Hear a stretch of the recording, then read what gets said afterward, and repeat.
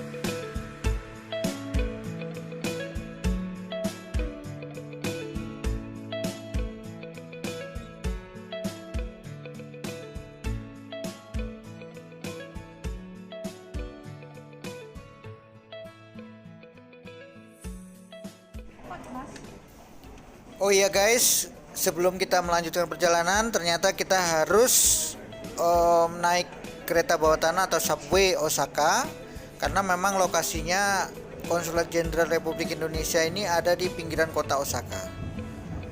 Jadi kita harus naik kereta subway ini untuk menuju ke lokasi. Jadi ikutin terus perjalanan kami. Let's check it out.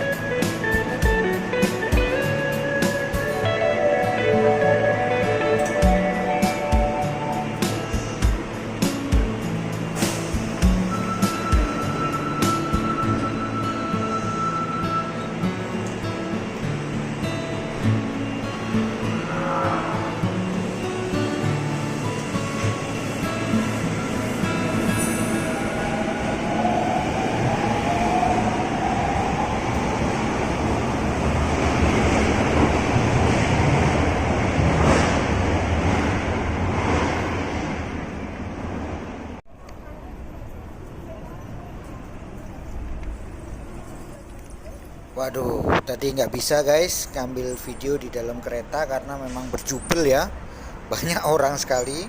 Terus kita bawaan juga banyak, jadi mohon maaf nggak bisa ngambil video di dalam kereta subway. Ini sekarang kita perjalanan menuju ke kantor konsulat Republik Indonesia yang ada di Osaka. Jadi harus jalan kaki kurang lebih 20 menit. Oke, ikutin terus perjalanan kami. Ini cuacanya agak dingin ya, karena udah mulai masuk musim dingin di Osaka. Gak ada salju sih, alhamdulillah udah gak hujan juga, jadi perjalanan bisa santai. Kita ada janji ketemu sama ibu konjennya itu sekitar agak siang, jadi kita masih banyak waktu santai-santai jalan. Ini jalannya ya naik turun, Tapi so far ya bersih gitu. Di Jepang orang disiplin buang sampah, jadi kelihatan bersih dan rapi, walaupun tiang listrik atau kabel listriknya ya masih belum di bawah tanah ya, jadi masih kelihatan.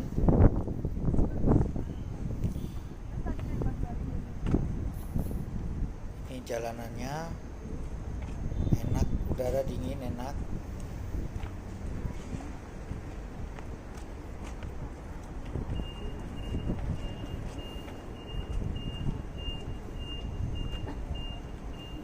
Oh ya, kalau kalian mau traveling atau ikut agent kami juga bisa. Tahun 2021 kita akan buka lagi perjalanan ke Jepang dan Korea. Untuk info jelasnya nanti bisa DM ke Instagram kami. Nanti saya munculin.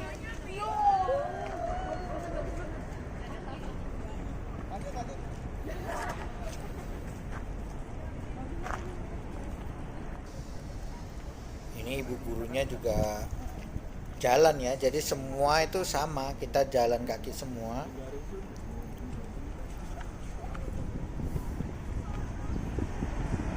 Malah saya lebih suka kalau kita jalan gini, jadi kita bisa merasakan suasananya. Kalau di dalam kendaraan itu kayak pengap gitu. Kalau ini kan udaranya segar, walaupun di kota juga banyak kendaraan, tapi udara itu masih segar.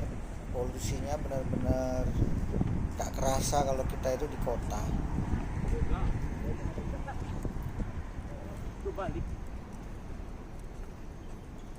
Kita sama aja dengan salah dalam ini.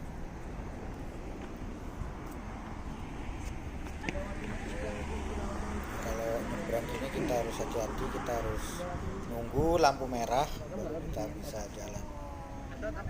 Aku ngambil foto aja. Udah lah.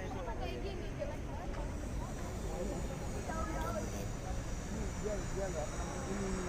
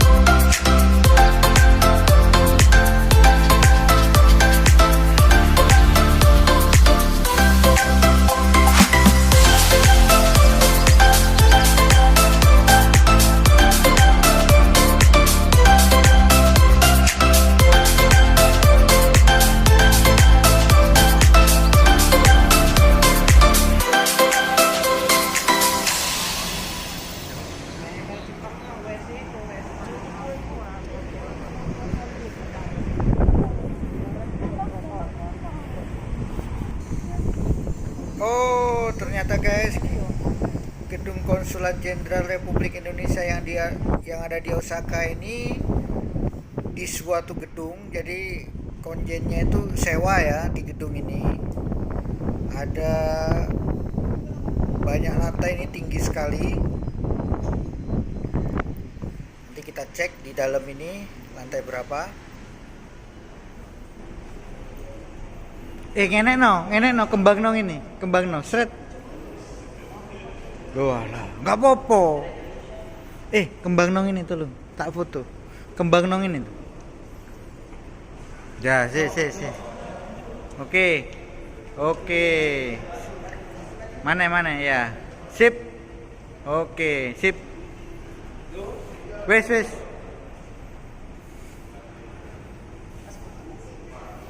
Wes. Mau tak foto kok.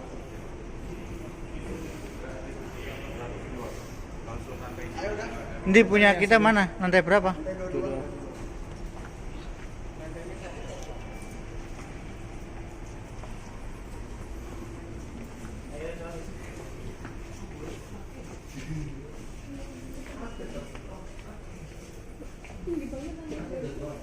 Enak tukur dewe.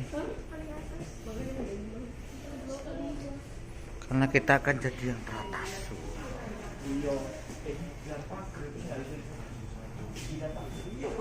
Kene rek. Munggah ikut turun itu.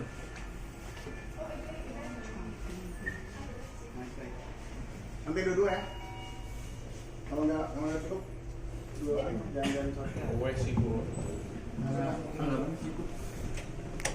Dua. Oh wis pencet.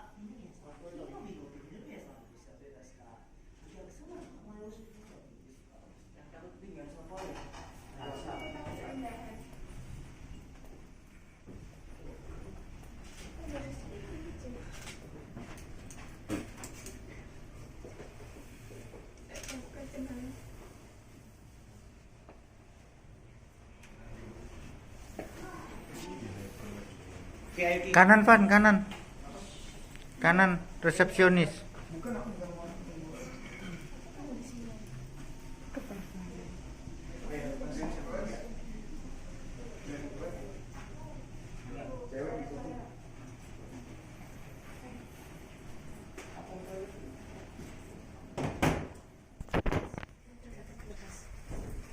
Nggak apa-apa wis, nanti dilepas tenang.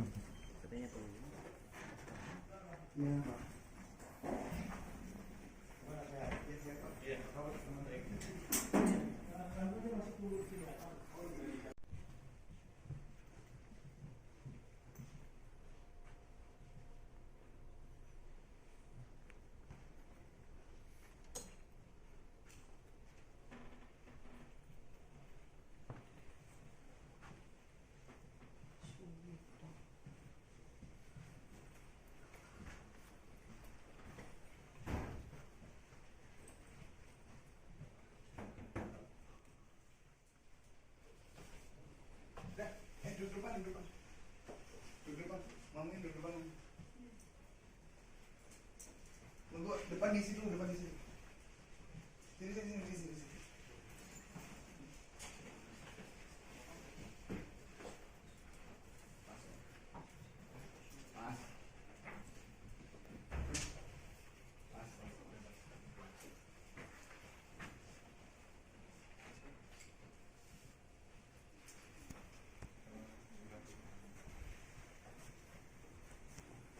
Di depan di sini. Yang apa depan di sini? Dan memberikan penghargaan kepada Bapak Ibu dan adik-adik semuanya yang saya kira program ini dilaksanakan setiap tahun ya Pak ya. Iya. saya di sini 2 kali juga bertemu dengan Apimun yang programnya bagus, Pak. Hanya memang perlu lebih dikompakkan gitu ya programnya, sehingga anak-anak nanti pulang ke Indonesia itu dengan membawa pengetahuan yang banyak, tetapi tidak hanya dibawa lalu diketahui saja, dan barangkali bisa diaplikasikan di Indonesia. Seperti misalnya nih adik-adik udah berapa lama di Osaka? Dari tanggal 16. 16. Berarti udah lumayan lama ya, udah explore 1-2 tempat, barangkali yang ada pengetahuannya. Nah, saya ingin tanya, barangkali udah 4 hari ini adik-adik ini apa yang kira-kira yang sudah diperoleh? Boleh saya tanya ya Pak ya? Iya boleh. Ya. Boleh. Nah, silakan Mas. 4 hari ini dapat pengetahuan apa di Osaka? Menurut saya 4 hari ini saya sudah Kurang keras, kerasan lagi. Saya sudah mendapatkan banyak sekali contoh-contoh dari budaya-budaya yang ada di sini sih.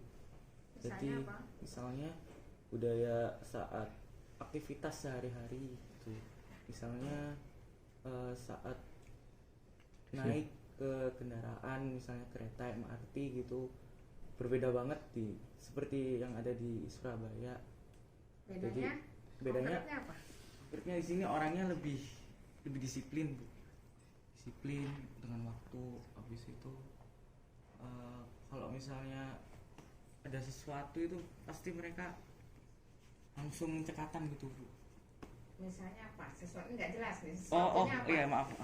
Jadi misalnya contoh kalau misalnya mereka lagi buru-buru nih, misalnya tinggal 5 menit gitu, mereka langsung cekatan, jadinya nggak perlu memperhatikan masalah-masalah yang lain gitu. Berarti Lebih itu- fokus. Ya, terima kasih. Jadi itu masalah disiplin. Satu disiplin waktu. Nah, adik-adik ini kalau misalnya masuk sekolah jam 7 itu setengah 7. Setengah 7, jam 6 harus sudah di sekolah gitu ya, setengah jam. Atau paling telat itu mungkin 10 menit sebelum bel sudah di sekolah. Nah, itu yang memang ada ketentuannya. Sekarang yang adik-adik misalnya di sekolah ada jagalah kebersihan, buanglah sampah pada tempatnya. Ada ya? Ada. Tapi kalau di mall ada nggak? Di pasar-pasar gitu ada nggak? Nggak ada ya? Nah, adik-adik ini udah jalan ke daerah keramaian belum di sini? Sudah ya. Kemana? Kyoto. Nah, di situ kalau adik-adik perhatikan semua Bapak Ibu, Pak ya, barangkali apakah adik-adik ini melihat ada tempat sampah? Jarang. Tapi sampahnya numpuk nggak di jalanannya? Enggak. ada. Nah, itu ketentuan yang tidak tertulis di mana-mana. Kalau di sekolah tertulis ya. Buang sampah kita tahu. Tapi kalau seandainya adik-adik ada di pasar yang nggak ada ketentuan tertulis, buang sampah pada tempatnya, pasti kan kita terbawa oleh lingkungan. Membuang sampah ya sanggon-gon gitu ya. Kalau di sini mungkin nanti Bapak Ibu adik-adik semuanya memperhatikan, kalau di tempat umum orang itu tidak membuang sampah, tapi dia bawa, kalau tidak ada tempat sampah dia bawa pulang. Dan tidak hanya sekedar bawa pulang. Kalau PET botol ini, botol plastik ya di tempat plastik. Kalau kertas di tempat yang burnable, bisa diolah gitu ya. Terus kaleng juga tersendiri, beling tersendiri. Jadi tidak dicampur jadi satu. Nah, mungkin itu 2 pengetahuan yang adik-adik bisa lihat langsung di sini. Tapi jangan dilihat toh ya di Gahaya, di Surabaya. Di Surabaya ya Pak? Surabaya. SMA 4 ya. Gitu. Jadi bagus. Saya kira memang adik-adik ini perlu melihat ya Pak ya. Bagaimana sih terutama Jepang ini yang memang terkenal dengan kedisiplinan. Karena anak-anak sekolah itu memang dari awal sudah diajari perilaku. Pengetahuan umumnya tuh nanti setelah kelas 3 SD. Kelas 1 sampai 3 tuh perilaku dulu. Perilaku sopan santun, disiplin, hormat kepada yang lebih tua, siapapun itu, tidak harus orang tua, guru, bahkan senior barangkali. Nah itu mungkin pengetahuan dasar itu yang diterapkan di Jepang bagi anak-anak sekolah, sehingga pada saat dewasa mereka sudah mempunyai mental yang bagus. Untuk pengetahuan yang lain. Berdiri. Nama. Apa-apa aja deh. Nama saya Muhammad Nur Prayoga, saya kelas 10. Jadi selama 5 hari ini kan kami sudah mengenal budaya dari Jepang ini. Menurut Ibu, saya meminta saran aja. Bagaimana cara kami untuk mensosialisasikan budaya dari Jepang ini ke teman-teman kita yang ada di Surabaya? Biasanya kan kalau pulang kan cuman tahu aja, habis itu saya juga bingung gitu gimana cara mensosialisasikan ke mereka gitu. Jadi saya membutuhkan saran. Itu ya. Nah, saya sebelum berangkat, makasih ya Mas. Sebelum berangkat nih adik-adik diminta untuk bikin laporan nggak nanti setelah pulang dari situ? Iya. Ya gitu ya.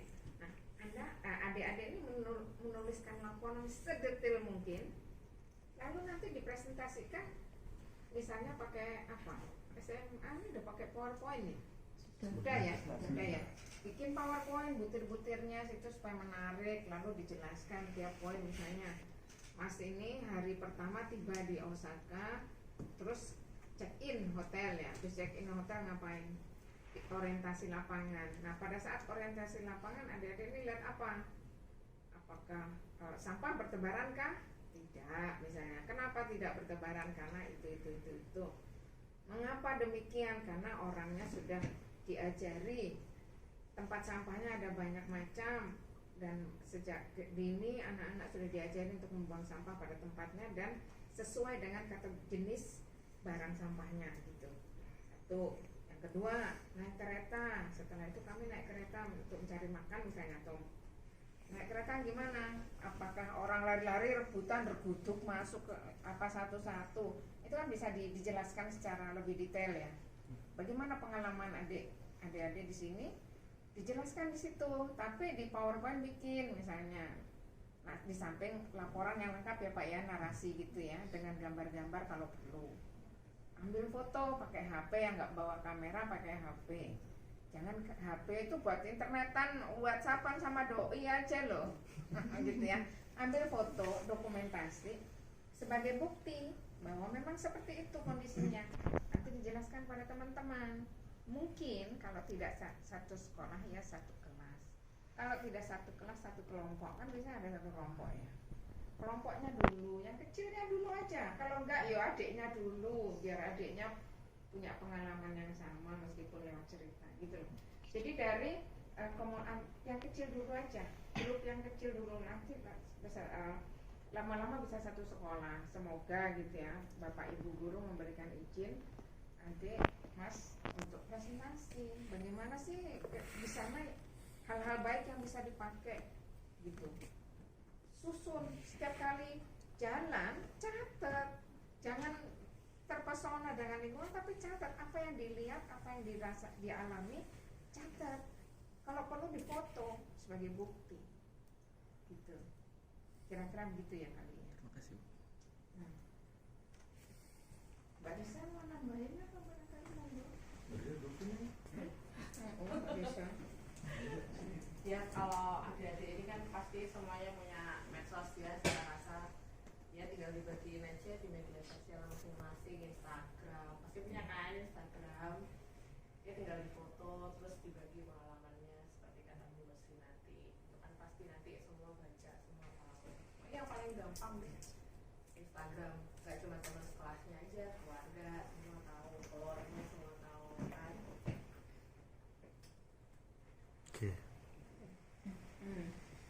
Gimana? Ada lagi? Bikin vlog, mungkin bikin vlog. Bikin vlog bagus. Vlog udah ada. Udah. Sudah saya berbagi. Oh, Setiap iya. kesempatan bikin vlog ya Roti.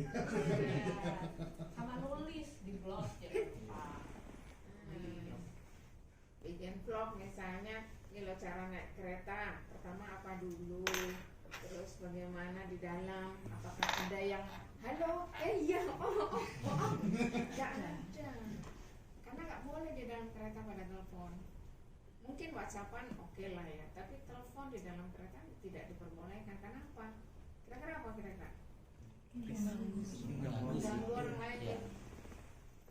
Orang mengganggu kenyamanan orang lain, sehingga memang tidak diperbolehkan kalau di sini. Oh, di kita yuk, bukan saya membandingkan ya Pak ya, cuma memang di Indonesia kan belum apa ya, orang masih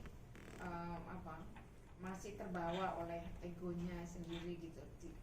Mungkin tenggang rasa pada tetangganya sebelah duduk itu ya sempuh, pokoknya aku ya enak gitu ya. Kalau di sini kita harus tenggang rasa pada sebelah, kita ngobrol kok cekakaan sebelahnya ngantuk gitu, terganggu. Jadi ya mungkin hal-hal baik itu yang adik-adik perlu catat. Karena kalau di pengalaman diendap sendiri ya udah buat mbak sendiri, catat, nanti diceritakan pada temannya, pada keluarganya. Saya kira itu nampaknya yang baik-baik. Adik-adik manfaatkan betul-betul selama di sini. Orang tua yang sudah mendukung adik-adik sampai tiba di Osaka ini, supaya bahwa apa yang dikeluarkan oleh orang tua itu memberikan manfaat yang besar pada adik-adik dan keluarga, masyarakat juga tentunya.